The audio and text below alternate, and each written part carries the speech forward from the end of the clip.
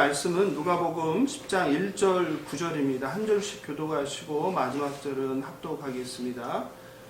그 후에 주께서 따로 70인을 세우사 친히 가시려는 각 동네와 각 지역으로 둘씩 앞서 보내시며 이르시되 추수할 것은 많되 일꾼이 적으니 그러므로 추수하는 주인에게 청하여 추수할 일꾼들을 보내주소 하라.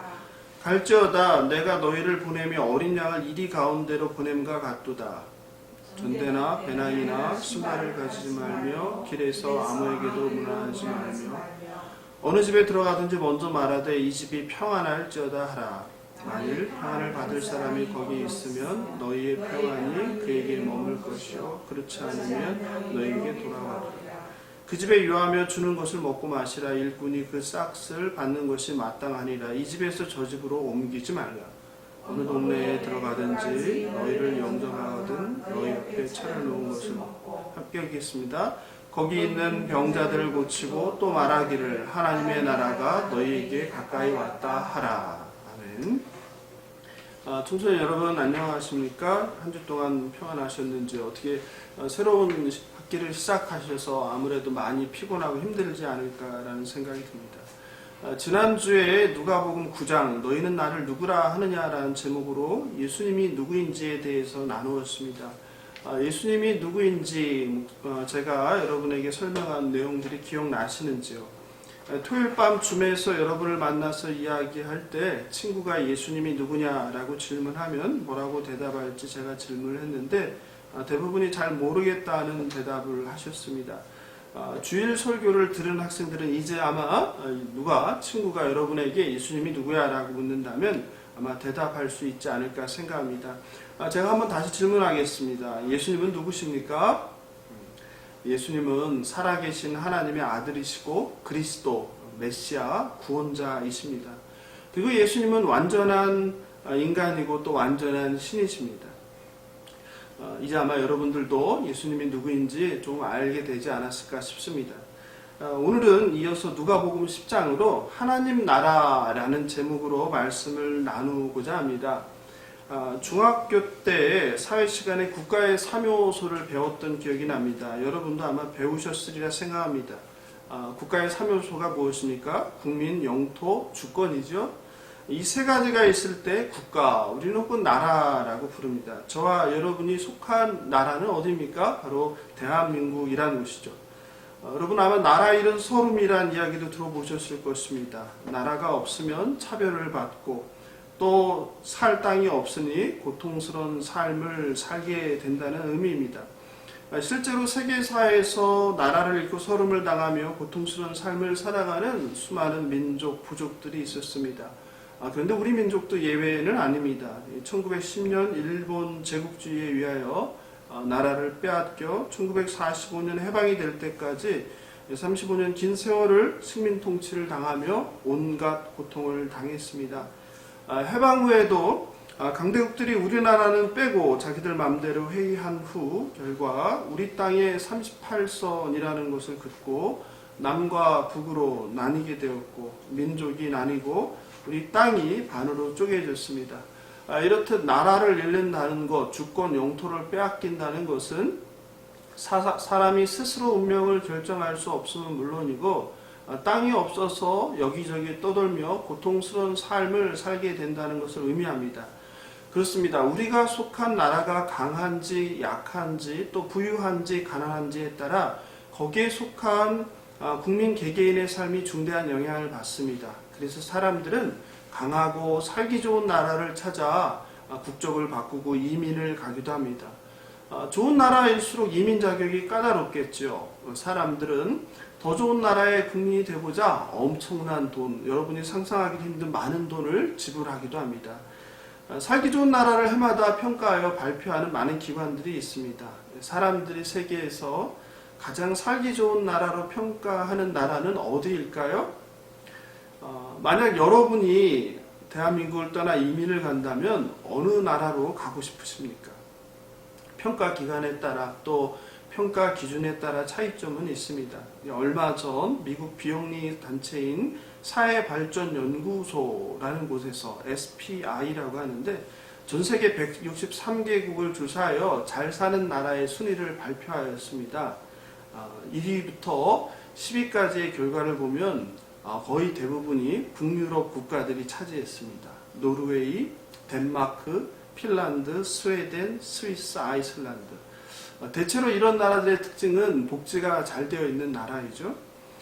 비유럽권에서는 캐나다, 호주, 뉴질랜드가 뽑혔습니다. 아마 환경이 탁월한 나라이기 때문이 아닐까 싶습니다. 그렇다면 저와 여러분이 살고 있는 이 대한민국, 우리나라는 몇 위일까요? 높을까요? 낮을까요? 이게 참 놀랍습니다. 우리가 생각하는 것보다 굉장히 높은 순위를 차지했습니다. 전 세계 17위입니다. 우리나라 사람들이 이민 가길 원하는 미국이 도리어 우리보다 낮은 28위이고 프랑스가 18위, 그리고 영국이 20위입니다. 물론 이 평가는 단순히 자연환경만을 기준한 것이 아니라 교육, 교통, 문화, 그리고 치안, 그리고 의료 등 다방면에 걸친 평가입니다. 우리는 우리나라 대한민국이 얼마나 잘 사는 나라인지 또 얼마나 괜찮은 나라인지 사실 과소평가하는 것 같습니다. 우리는 여전히 대한민국이 중진국이고 개발도상국이라고 생각하는 것 같습니다. 그런데 사실 전 세계는 오래전부터 대한민국을 선진국으로 분류해 왔습니다. 특별히 지난해 전 세계적인 코로나 팬데믹 재난 가운데 선진국으로 우리가 알고 있었던 세계 최고 강대국들 부유한 나라들이 어처구니 없이 무너지는 실상을 목격했습니다. 전염병에 제대로 대응을 못해서 우왕좌왕하는 모습을 보았습니다. 반면에 우리나라가 의료를 포함한 모든 면에서 탁월하게 잘 대처하여 K방역이라는 명성을 얻었고 또 전 세계에 오히려 새로운 길을 제시하면서 한국의 이미지와 국가 위상이 많이 향상되었습니다. 웃긴 말로 요새 자고 일어났더니 선진국이더라 라는 말이 있습니다. 실제로 해외에 사는 교포들이 평생 외국에 살면서 지난 한 해 뉴스에서 대한민국을 칭찬하는 소식을 가장 많이 들었다고 합니다. 하루가 멀다 하고 CNN 등의 BBC와 같은 세계의 주요 매체들이 대한민국이 어떻게 코로나를 방어하고 잘 하고 있는지를 그 우수 사례들을 소개했다고 합니다. 우리가 대한민국의 국민인 것이 참으로 자랑스럽고 감사한 일입니다. 그런데 청소년 여러분, 오늘 함께 읽은 본문 누가복음 10장 9절을 보니 본문에서 거기 있는 병자들을 고치고 또 말하기를 하나님의 나라가 너희에게 가까이 왔다 하라라고 이야기합니다. 예수님께서 제자들에게 그 마을마다 다니면서 이 이야기를 하라고 전했다고 합니다. 하나님 나라가 가까이 오다니 지금은 그럼 무슨 나라란 말인가 라는 생각이 들지 않습니까? 도대체 이게 무슨 말일까요? 혹시 여러분이 교회를 다니면서 하늘 시민 또는 하늘 백성이란 이야기를 들어보신 적은 있으신가요? 우리가 대한민국이라는 이 세상 나라에 발을 딛고 살아가지만 우리의 신분, 우리의 소속은 세상 나라가 아니라 하늘 시민, 하늘 백성이라는 뜻입니다. 이 하늘 시민권이라는 것은 바울이 빌립보 성도들에게 한 말에서 비롯되었는데요. 빌립보서 3장 20절입니다. 같이 읽어보겠습니다. 그러나 우리의 시민권은 하늘에 있는지라 거기로부터 구원하는 자 곧 주 예수 그리스도를 기다리노니. 저와 여러분의 시민권이 하늘에 속해 있다고 바울은 말합니다. 그래서 우리의 시민권은 하늘에 있는지라. 그렇다면 그런 생각이 들죠. 그럼 도대체 그 우리가 속한 하늘 시민권, 하늘나라라는 것은 무엇일까라는 생각 말입니다. 우리가 보통 천국이라고 하는데요. 이 하나님 나라는 무엇인가요? 여러분들도 아마 길이나 지하철에서 예수천당, 불신지옥이란 팻말을 들고 전도하는 사람들을 간혹 보신 적이 있을 것입니다. 사실 돌아보면 과거 신앙생활은 참 단순했습니다. 그냥 예수 잘 믿으면 구원받는 것이고 또 구원을 받으면 죽어서 천국에 간다. 어쩌면 우리가 믿는 기독교 신앙이 이게 전부가 아니었나라는 생각이 듭니다. 사실 크게 복잡할 것도 없었고 또 더 이상 많이 알려고 하지도 않은 것 같습니다. 그래서 우리 신앙인들은 죽으면 천국에 간다고 생각했고 믿었고, 또 어떤 경우는 그 자체가 목적이 되어서 교회에 다니는 이유가 지옥이 아닌 천국에 가려고 예수를 믿고 다닌 사람들도 제법 있습니다. 천국, 하나님 나라는 예수를 믿는 성도가 죽어서 가는 곳, 그런 장소적 개념이었습니다. 여러분은 천국을 어떻게 알고 있습니까? 또 들었습니까? 그리고 여러분이 천국을 어떻게 상상하고 계신가요? 혹시 하얀 구름 속에 또는 하얀 구름 위에 아름다운 천사들이 날아다니면서 또 하프라는 악기 있죠? 하프로 연주하는 그런 곳으로 상상하고 있지는 않습니까? 아니면 아름다운 무지개가 떠 있고 온갖 보석들로 화려하게 장식된, 그리고 금으로 번쩍번쩍 빛나는 화려한 집들과 성들입니까? 아니면 새들이 노래하고 파란 하늘, 그리고 산림이 울창하고 예쁜 꽃들이 펼쳐져 있고 또 야생 동물들이 뛰어다니는 파괴되지 않은 지구의 원래 모습입니까? 보통 천국을 그린 사진이나 그림들을 보면 하얀 뭉게구름 위에 보석으로 장식된 아름다운 성들과 긴 흰 옷 입은 금발의 백성들이 있고 사람들이 있고 날개 달린 천사들이 하프를 연주하는 모습들의 그림입니다. 이런 그림들이 무의식적으로 우리 안에 천국의 이미지를 이렇게 동화 같은 상상 속에 몽환적으로 만들었다고 생각합니다. 근데 사실 이것은 서양 기독교 중심의 사고이고 생각이고 문화입니다. 정말 천국은 어떤 곳일까요? 천국은 어떤 모습일까요? 오늘 본문 9절에서 하나님의 나라가 너희에게 가까이 왔다고 하는데, 도대체 그럼 내가 알고 있던, 내가 죽어서 가는 천국은 무엇이고 하나님의 나라가 너에게 가까이 왔다는 이 예수님의 말씀은 도대체 무슨 말인가요?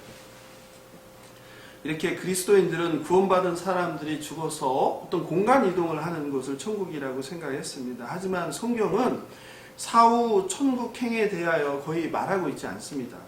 천국은 사실 마태복음에서 나왔는데요. 다른 예수님의 삶과 죽음을 기록한 복음서들은 하나님의 나라라는 표현을 했습니다. 영어로 하면 Kingdom of God 있죠. 하나님 나라라고 표현했는데 마태복음만 천국이라는 표현을 했습니다. Kingdom of Heaven 이렇게. 그런데 아무래도 복음서를 읽다 보면 제일 먼저 나오는 게 마태복음이잖아요. 신약에서. 그러다 보니까 사람들의 뇌리 속에 하나님의 나라라는 것보다는 천국이라는 이런 어떤 개념이 쉽게 자리하게 된 게 아닌가 싶습니다. 그러다 보니까 교회에서도 우리는 죽으면 천국에 가는 것으로 생각합니다. 하지만 예수님이 선포하신 하나님 나라는 이 땅에 임한 천국이, 하나님의 나라가 가까이 왔다고 하였습니다. 우리가 죽어서 이 세상을 벗어나 다른 곳으로 가는 개념이 아니라 하나님의 나라가 이 땅 가운데 임하는 하나님의 어떤 주권적 통치를 하나님의 나라라고 말하고 있습니다. 실제로 성경의 마지막 책이 무엇이죠? 요한계시록이죠. 요한계시록의 거의 끝부분인 21장에서 종말에 우리 영혼들이 있는 천국으로 우리가 가는 것이 아니라 다른 표현을 하고 있어요. 새 예루살렘이 하늘에서 땅으로 내려와서 하늘과 땅을 영원히 감싸며 결합한다고 이야기합니다. 한번 우리가 같이 살펴볼까요? 성경책의 제일 끝에 있으니까 찾기 쉽겠죠. 요한계시록 21장 1절 2절입니다. 또 내가 새 하늘과 새 땅을 보니 처음 하늘과 처음 땅이 없어졌고 바다도 다시 있지 않더라. 또 내가 보매 거룩한 성 새 예루살렘이 하나님께로부터 하늘에서 내려오니 그 준비한 것이 신부가 남편을 위하여 단장한 것 같더라. 청소년 여러분, 이제 하나님 나라가 무엇을 의미하는지 좀 이해가 되십니까? 하나님 나라는 우리가 죽어서 가는 어떤 공간적인 개념이 아니라 하나님이 직접 다스리고 통치하는 나라로서 하나님의 어떤 다스림을 의미한다는 것을, 그리고 그 나라는 이 땅 가운데 임하는 것이라는 것을 우리가 기억하면 좋을 것 같습니다. 그렇다면 왜 예수님께서는 이 하나님 나라가 그냥 왔다고 하면 되는데 가까이 왔다라고 했을까요? 마태복음 3장 2절에서 세례 요한은 회개하라 천국이 가까이 왔느니라 선포하였어요. 그런데 예수님도 다르지 않으셨어요. 예수님도 마태복음 4장 17절에서 보면 회개하라 천국이 가까이 왔느니라 이 말씀을 선포하셨어요. 그러니 세례 요한이나 예수님이나 늘상 선포한 것은 바로 이거였어요. 백성들, 죄인된 백성들을 향하여 회개하라. 회개하라. 지금은 회개가 사라진 시대 아닙니까? 근데 예수님과 세례 요한이 선포한 것은 회개하라는 천국이 가까이 왔다. 마가복음 1장 15절은 이렇게 이야기합니다. 이르시되 때가 찼고 하나님의 나라가 가까이 왔으니 회개하고 복음을 믿으라. 하나가 덧붙여졌죠. 회개하고 복음을 믿으라. 이 복음은 뭐라고 했습니까? 복음은 예수가 왕이라는 거죠. 예수가 하나님의 아들이라는 거죠. 예수를 통하여서 우리가 구원을 받는다는 거죠. 예수가 하나님께서 구약을 통해서 약속하신 메시아, 그리스도라는 거죠. 그죠? 구원자라는 거죠. 이것을 믿으라는 거죠. 그죠?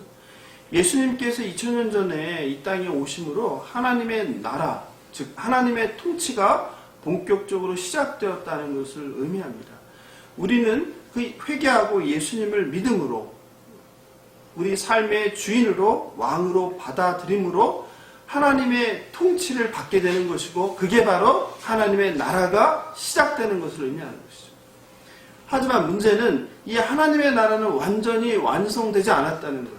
그래서 성경은 하나님의 나라가 가까이 왔다라고 말하는 것입니다.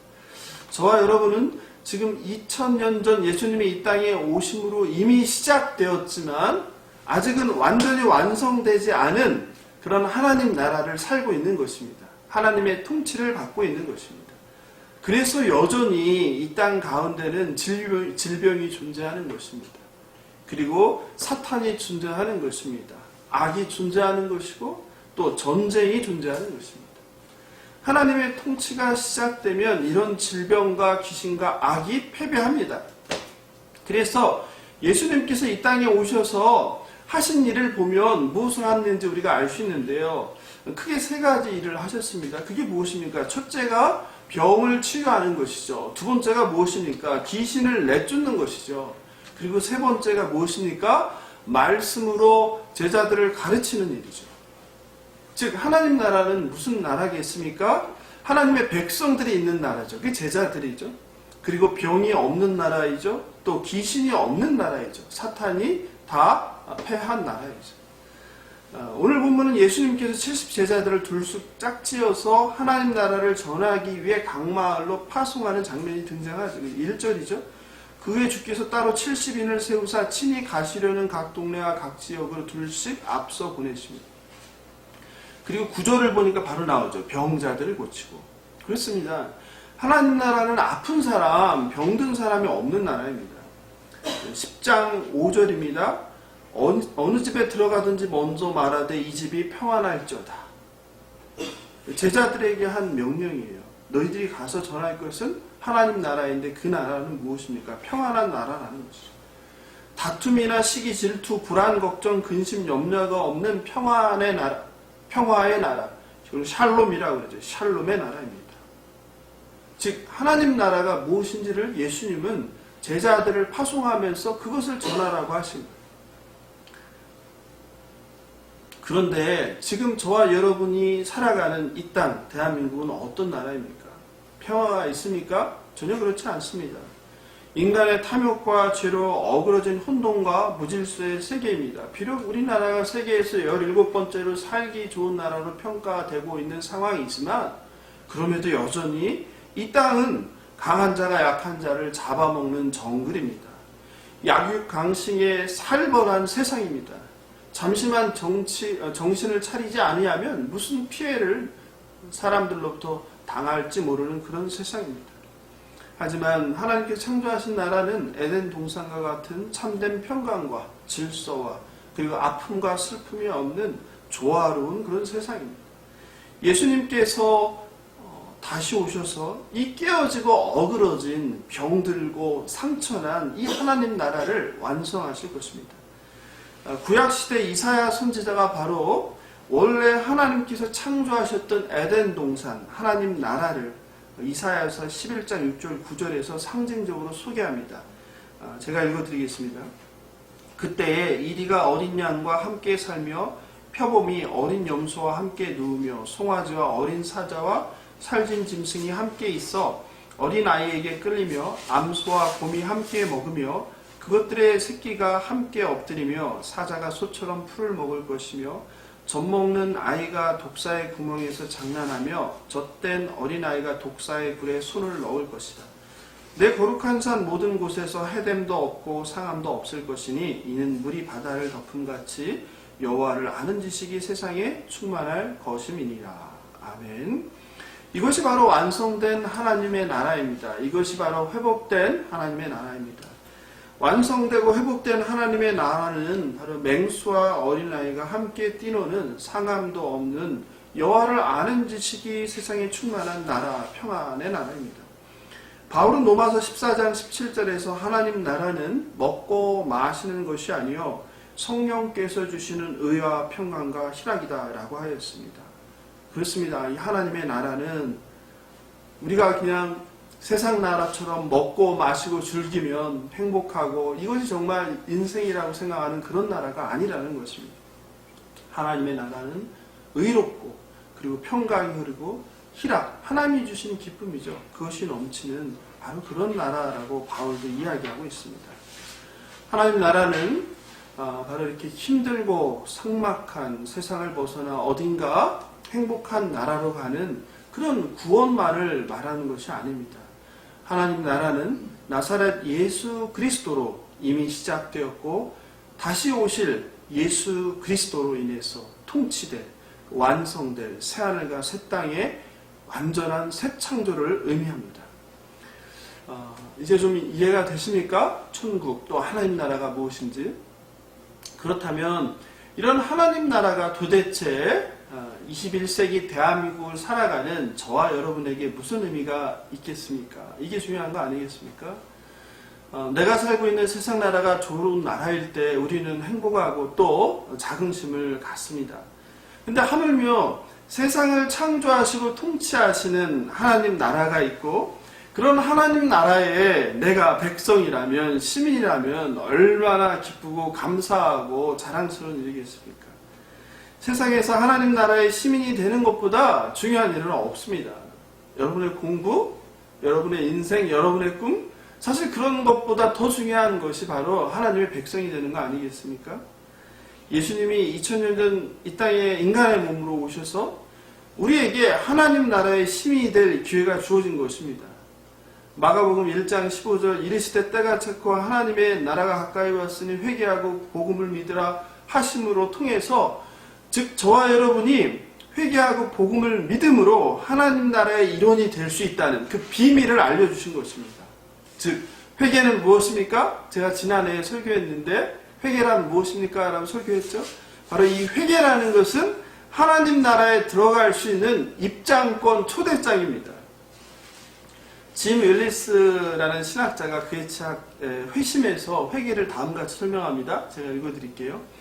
회개는 죄에서 구원으로, 우상에서 하나님께로, 예속에서 자유로, 불의에서 정의로, 죄책에서 용서로, 거짓에서 참으로, 어둠에서 빛으로, 자신에게서 이웃으로, 부자유에서 자유의 세계로, 죽음에서 생명으로 향한다. 우리는 그냥 죄를 그냥 하나님께 고백하는 거, 이걸 그냥 회개로 알잖아요. 또 죄에서 돌이키는 거, 그죠? 근데 짐 윌리스의 그 회개에 대한 설명을 보면 참 회개가 그렇게 간단한 게 아니구나, 그죠? 거짓에서 참으로, 어둠에서 빛으로, 자신에게서 이웃으로예요. 그리고 부자유에서 진정한 자유로, 참 자유로. 그리고 무엇보다 가장 중요한 게 이거죠. 죽음에서 생명으로. 저는 참 그래서 이 짐 윌리스의 회개라는 정의가 마음에 듭니다. 어떤 면에서 우리는 너무 회개를 단순하고 간단하게 생각하는 것은 아닌가. 사실 이 짐 윌리스의 정의에 따라서 우리가 좀 회개를 다시 한번 생각해 보면요, 되게 많은 의미를 내포하고 있어요. 불의에서 정의. 우리가 사실 사회에서 살면서, 세상에 살면서 얼마나 눈 감고 지나가는 그런 불의함들이 많습니까? 근데 회개한 자는 불의에서 정의함으로 간다는 거예요. 그러면 눈 감고 지나갈 수 없겠죠. 또 그 속에는 죄책에서 용서, 용서까지 포함된다는 거예요. 타인에 대한 용서. 더 아름다운 말은 이거죠.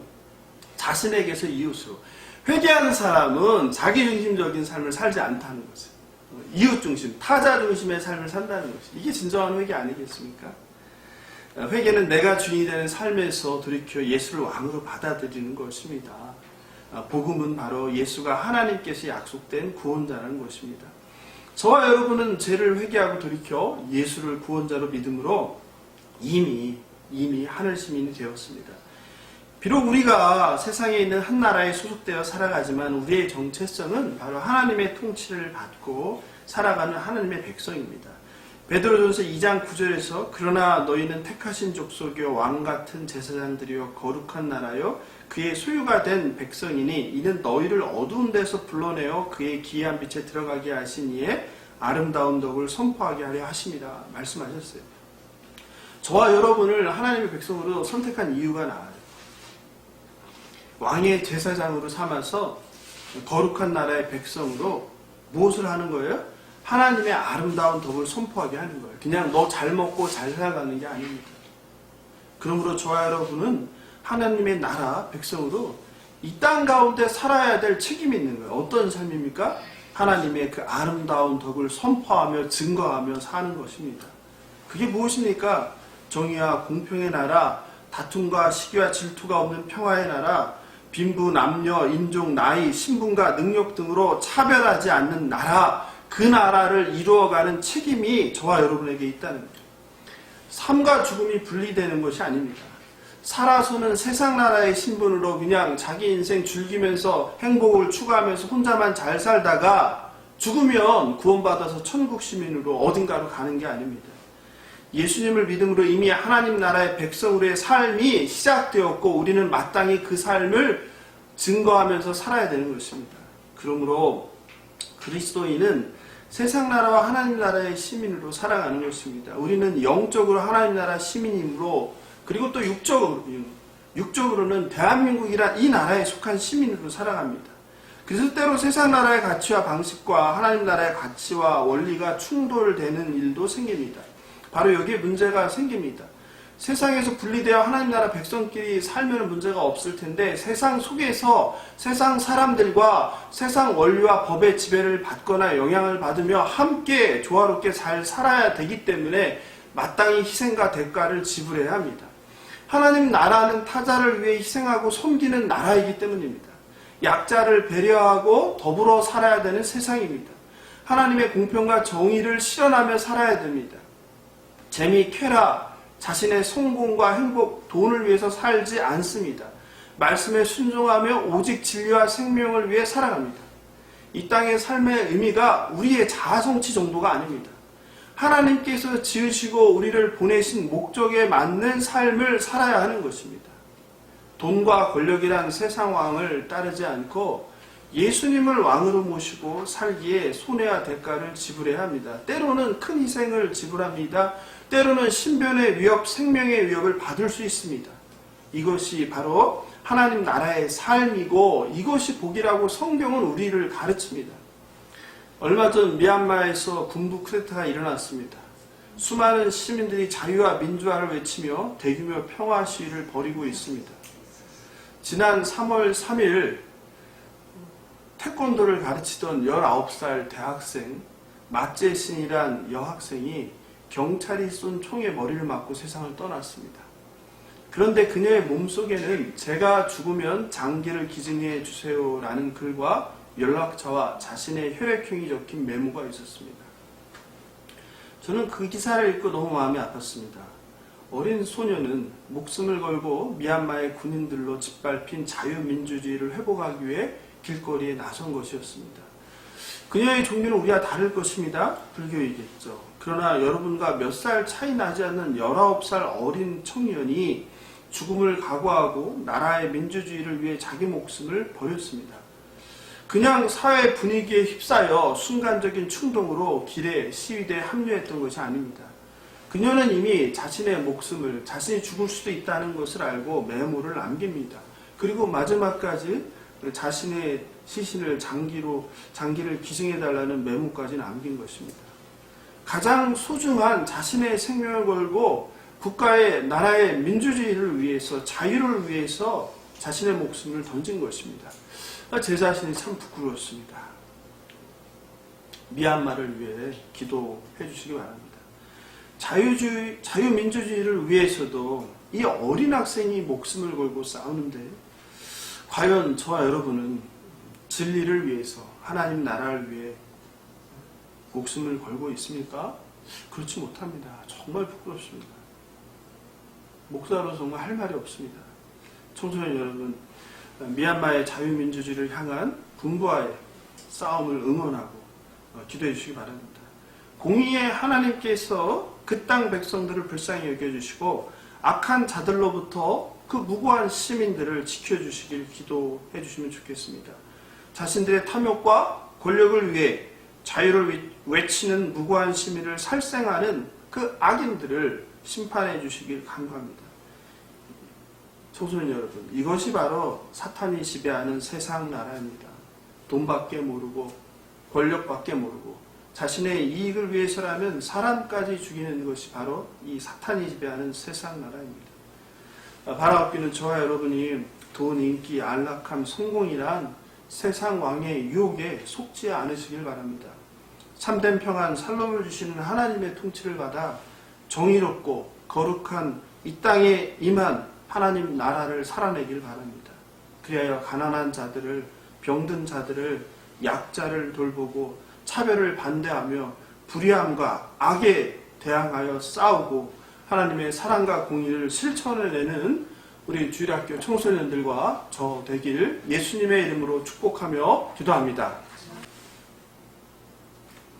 여호와는 내게 복을 주시고 너를 지키시기를 원하며 여호와는 그의 얼굴을 내게 비추사 은혜 베푸시기를 원하며 여호와는 그 얼굴을 내게로 향하여 드사 평강 주시기를 원하노라.